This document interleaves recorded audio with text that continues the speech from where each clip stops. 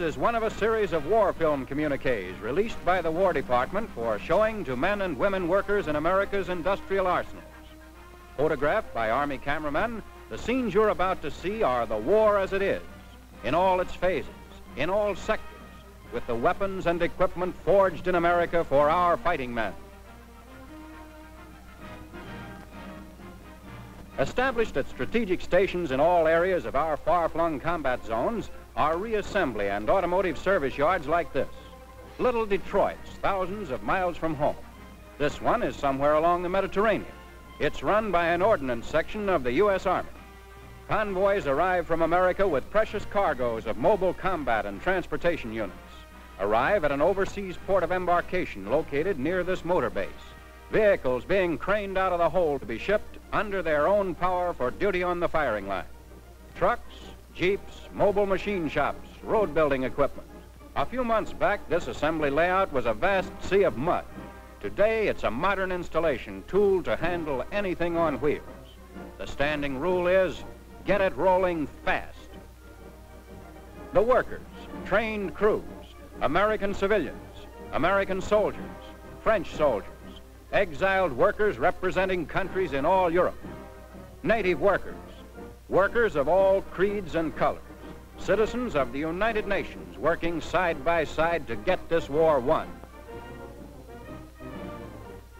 Rear wheels and axle housing for a 2.5-ton truck.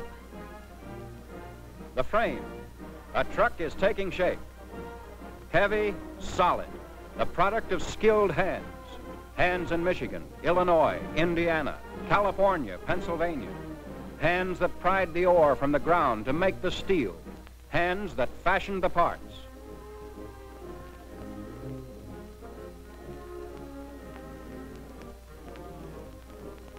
Native workers in this little Detroit are taught standardized methods of assembly procedure by Army automotive experts in English, French, Spanish.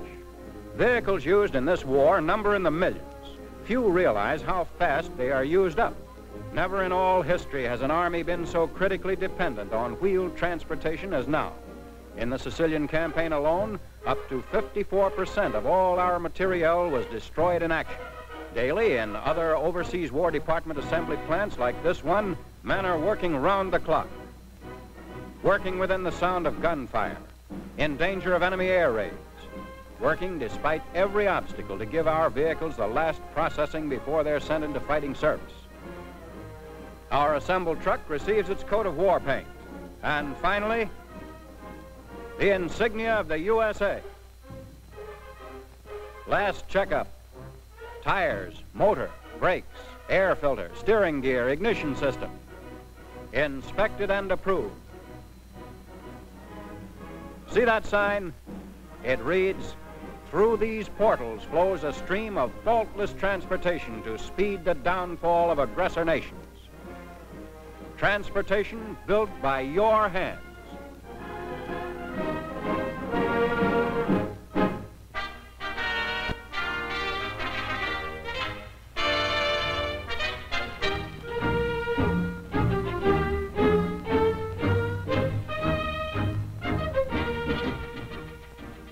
A familiar sight in combat zones is the insignia of the Troop Carrier Command.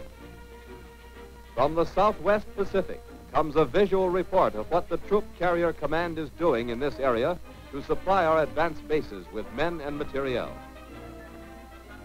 Jap flying fields are only minutes away by air, which means that aircraft of the Troop Carrier Command often run Tojo's gauntlet on routine flights to service our bases. American-held WOW is a typical base, operating in the shadow of enemy wings. WOW looks peaceful enough, but Jap snipers and patrols are in the surrounding ranges and often take pot shots at arriving and departing planes. The landing strip is a hill, reported as a 20% grade. By landing uphill at all times, an expert pilot can bring a heavily loaded transport to a stop within the short runway distance.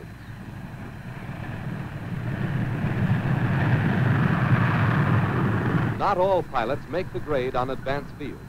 This one overshot the Bulola runway and crashed into an anti-aircraft emplacement. At WOW, a staff of trained Army Air Force meteorologists is on the job, gathering data on wind direction and speed for the pilots and making weather forecasts for the area. Wind and weather are not the only things observers spot. Sometimes they sight nip bombers like these coming over on a routine raid on March 11, 1943. Notice our flak on the right, forcing the enemy planes to stay high. In one 5-day period, more than 100 Jap planes bombed and machine gunned WOW in an effort to put it out of commission. They did not succeed. Naturally, they do some damage. However, for every one of our airplanes destroyed, the Nips lose 5 or more. From nearby bases, our fighters go up to clear the WOW Port Moresby area.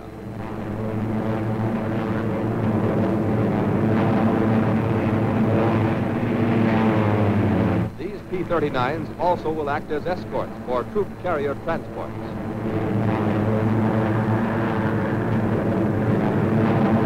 At Ward's Airdrome outside Port Moresby, a formation prepares to take off.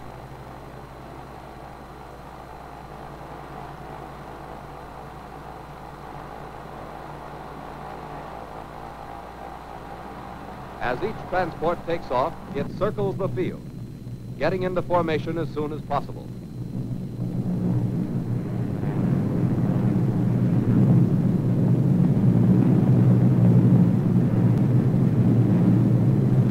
Note the formations used on routine flights in this area. Transports on such trips have strong fighter escorts.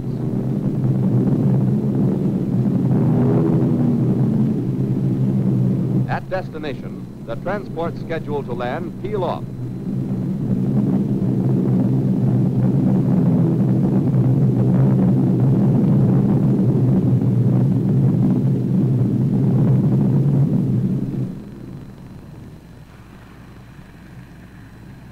Pilots who remember that landing at WOW is an uphill proposition won't have any trouble.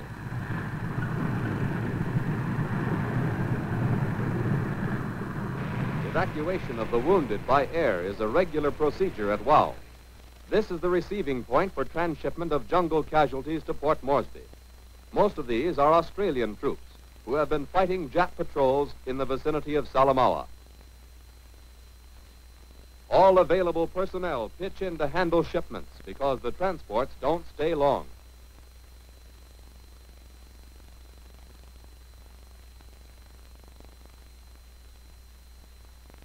With Nips likely to come over any time, the ships must be ready to rejoin formations and fighter escorts for the return trip to Port Moresby.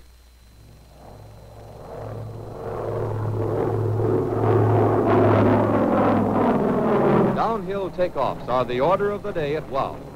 It's one spot in the tropical Southwest Pacific where the terrain actually helps the troop carrier command to do the job.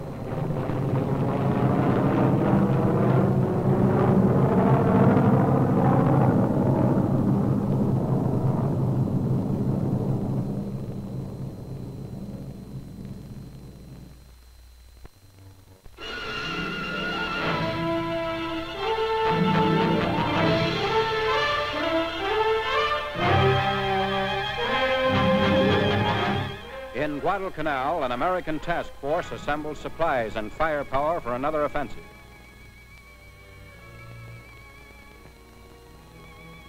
Our objective was the air and naval base at Munda. We planned to pound Munda with our big artillery by first seizing Rendova 5 miles away. Crucial jobs for all in this task force. All depended on the fighting tools put in their hands by American labor and industry. This is the end of the assembly line. The men who staked their lives on the mines and mills and industrial strength of America. Rendova shore installations come within range of our big naval guns.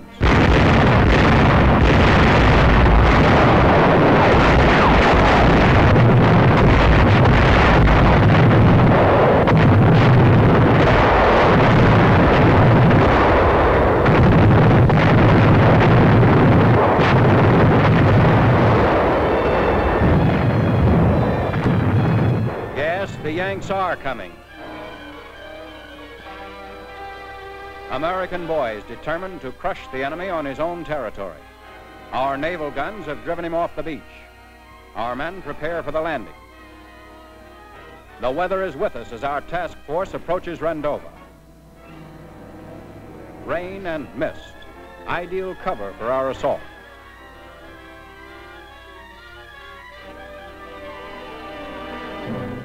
Meanwhile, our main forces will remain on board offshore and wait for the signal, beachhead established, before following with our supplies and heavy equipment. On the success of the first assault depends the success of the entire operation. Boat bottoms scrape land, and here they come. Nothing is tougher than an assault like this. Nothing demands more nerve, more sheer guts. In every theater, Americans are fighting this kind of war. A war of assault from the sea, on grounds where the enemy has dug himself in. These and the following scenes were taken during the Rendova and Munda campaigns. A land battle wagon. Our spearhead becomes stronger. The first of our steel smashes in. Infantry tank team follows up. The Jap, like all savage fighters, has taken to the trees. We spread into the jungle to hunt him down. Rendova is 20 miles of hot, steaming wilderness. A paradise for snipers.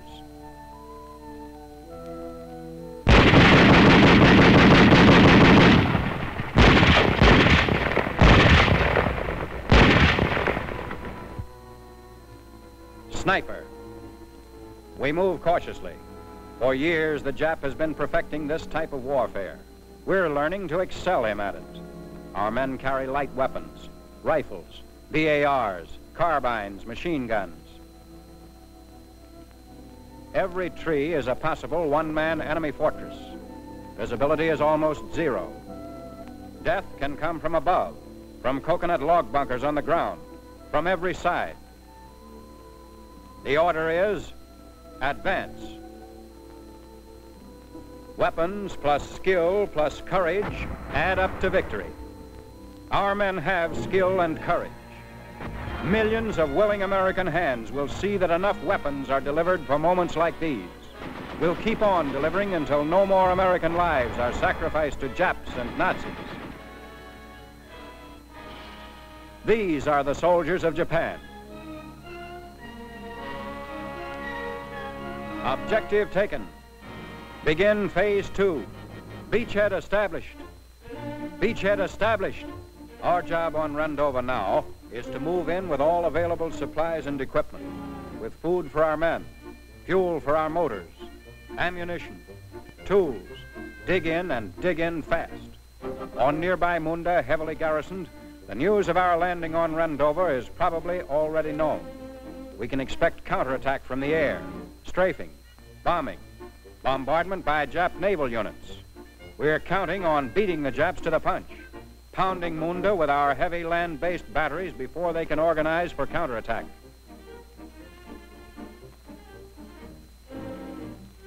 Landing more men to push the attack. Working against time, plowing roads through the jungle. Landing guns. Food rations, processed, grown by our farmers. More food shipped, packed, shipped thousands of miles to this combat front. Shells, small arms ammunition, piling up headaches for the Japs. Fuel drums. Hard work. Backbreaking necessary. More supplies moving in.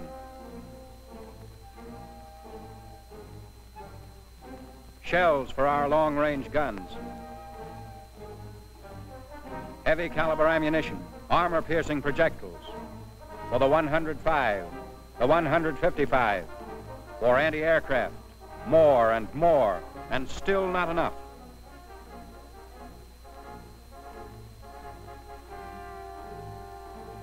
Batteries to blast the enemy. Guns being rushed into position against the deadline of inevitable Jap attack. More guns.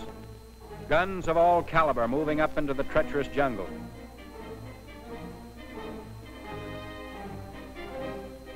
through clearings, blasted by offshore bombardments, through underbrush. The 155 howitzer. Through mud. The 105 howitzer. Hub deep in mud, the 155 millimeter rifle. These big babies need plenty of clearance to pitch their shells. No time to chop down the coconut trees. Charges are pinned to the trunks. Our long toms in position, camouflaged. Blasting at the enemy on Munda. Jap dive bombers coming to knock out our guns. Counterattack from the skies. They score hits. Part of an ammunition dump.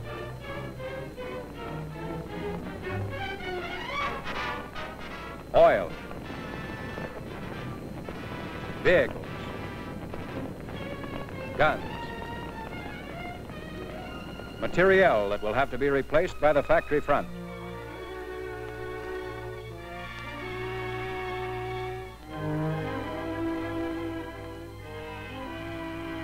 Materiel that can never be replaced. The price paid for Rendova and Munda.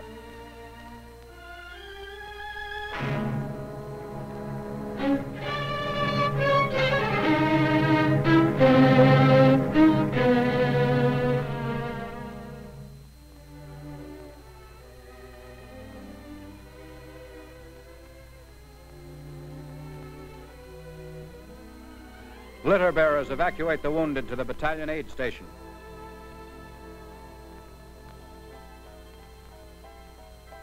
Here in a jungle clearing, an emergency aid station has been set up. Surgical dressings, life-giving plasma, medical supplies made by American workers to combat shock, wounds, loss of blood in a fight to the finish. Blood from home to bring him home. Souvenir, bomb fragment, to be returned tenfold. What the Japs didn't get. Salvaged guns evening up the score. The sweat and guts of these men took Munda. Mission accomplished. But they won't stop there.